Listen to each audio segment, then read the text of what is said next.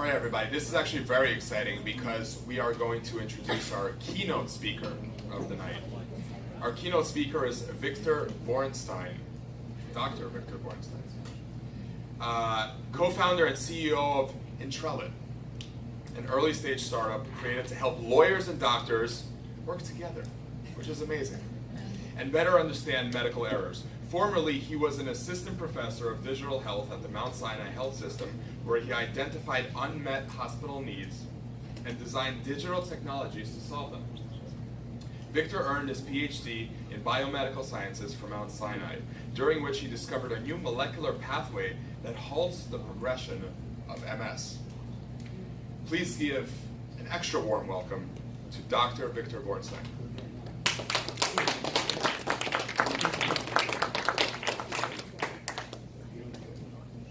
Hi, so thanks everyone for having me here, and thanks everyone for coming. This is a great cause, so thanks for donating. So we've been talking today, and we're going to talk here more about how technology can make different fields better. Am I talking too far? Yeah. Hello? Better? So we've been hearing about how technology can improve several different fields within medicine, outside of medicine, social good. So I wanted to focus a little bit on which technologies or methodologies can you use to actually help create new technologies that you can use to affect all these different fields.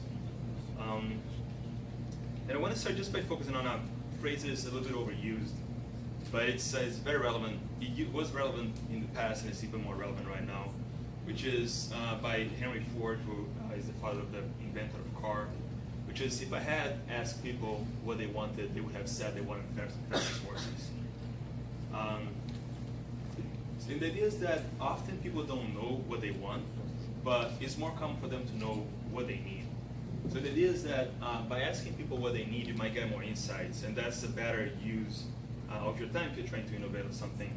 And the reason why this is even more relevant today than it was in Ford's time is that because the pace of innovation has been increasing at an exponential growth.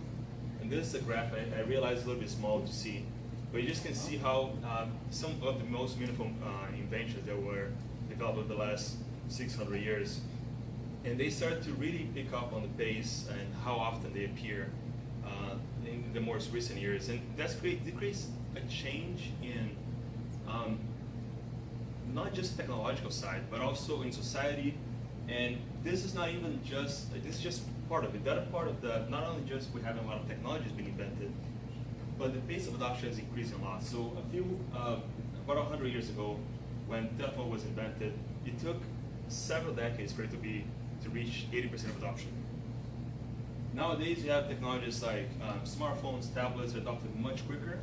So this pace of innovation is happening in an incredibly fast way, and also the adoption is happening.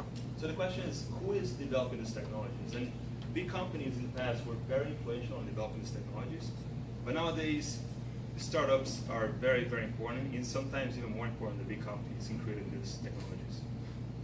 And this is just to summarize on incremental versus disruptive innovation. And usually big companies tend to focus on incremental innovation, so increasing a little bit the efficiency or the cost of the technology. And that's because the bottom line is that they have to report to quarterly reports, and they have incentives to just try to create something that makes the technology a little bit better. On the other hand, if you focus on the disruptive innovation, in the beginning it might be super expensive, but it's something that is likely to pay off if you're in the right way.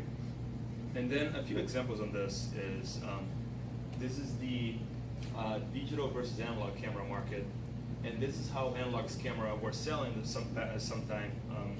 Jump over here. And one of the examples of companies that were selling analog cameras is Kodak. And interestingly, at some point in the 90s, they decided that they did not want to invest in digital cameras because they were not selling too much.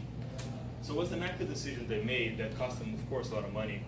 And the reason is usually they could not make as much money as they could otherwise if they were selling analog cameras. So it was more difficult for them to see the opportunity. So they focused on the short term.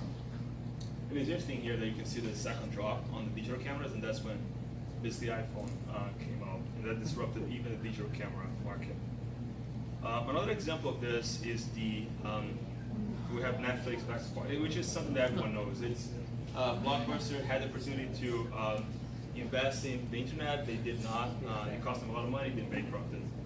And the idea is that big companies are sometimes well positioned to disrupt, but often they lose focus on some of the possibilities because they focus on the bottom line and what's actually going to bring them money right away. The interesting thing is that now we have the possibility to invest, or actually to work on these companies and get investment from different sources. In the past, you had to have millions of dollars, sometimes billions, like the Rockefellers, to be able to create something like the railroad and make money out of that. Nowadays, the pace of innovation has been so quick that this created a second industry in financial markets, which is venture capital, which is a group of investments that invest into startups and make money by investing into startups.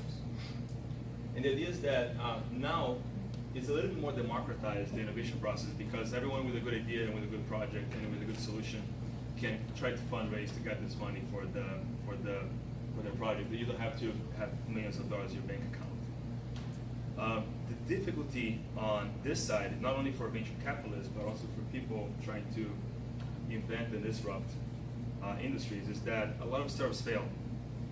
So this is a proxy for a startup failure. There's not a really good number, but this is how many rounds you went into venture capital. Of course, not all the companies get all these many rounds, but you can see how the dismal decrease in number of companies when you go from Series A to Series B, which is your third time raising. And even when you go a little before, the number of startups actually there, it's much smaller, which brings us to the point that you have to have something, a methodology to think about it. It's good to have a framework, and the reason why a lot of these startups fail, and often these frameworks, that often the technology is done in a technology push way, that the company is done in a technology push way, meaning you have a cool technology, and this is just a graph to show a lot of, this is the hype cycle, if you haven't seen it, which is basically just created by this company, Gartner, every year.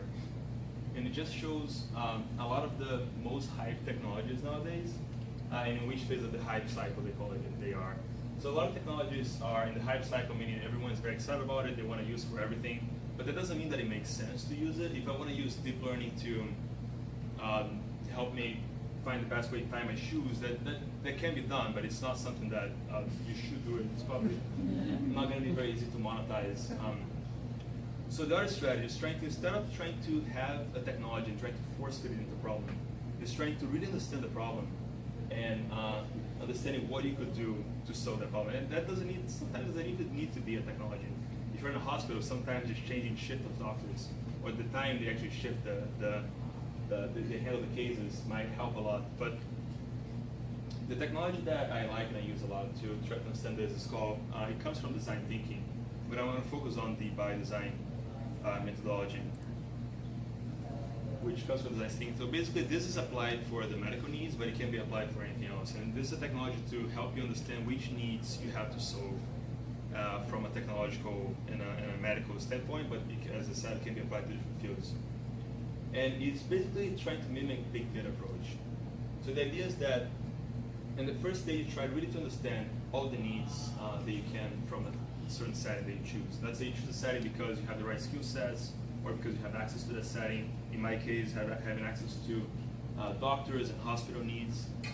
So you choose that setting, you have strategic focus, and now you try to observe the needs. And the idea is that it's helpful not to try to ask people for the needs, because often they repeat the same needs, and sometimes they're blind to their greatest needs.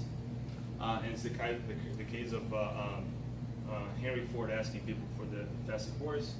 People probably would not have said that they had to move quicker and they had to find a way, because they didn't know that was possible. But the best way is actually trying to look at people as they work, try to do a day in the life of, and see what are the efficiencies you can find, or you co-create with the person.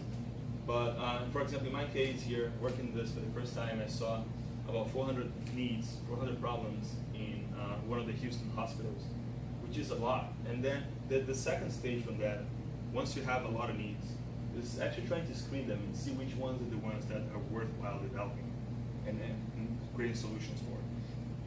And that's the second stage, the stage in which you screen in and you look at existing solutions that being addressed. already.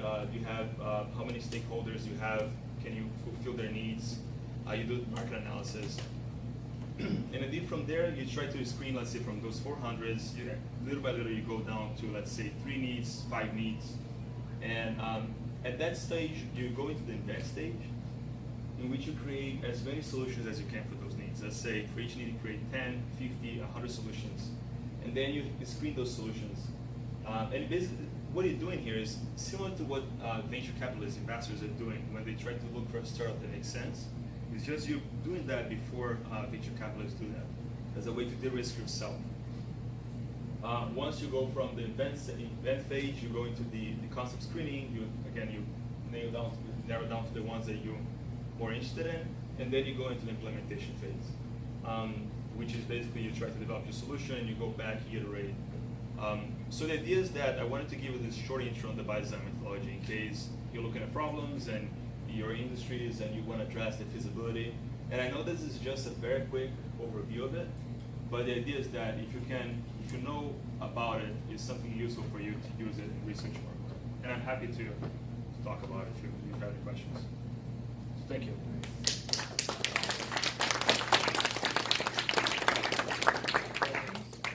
Questions?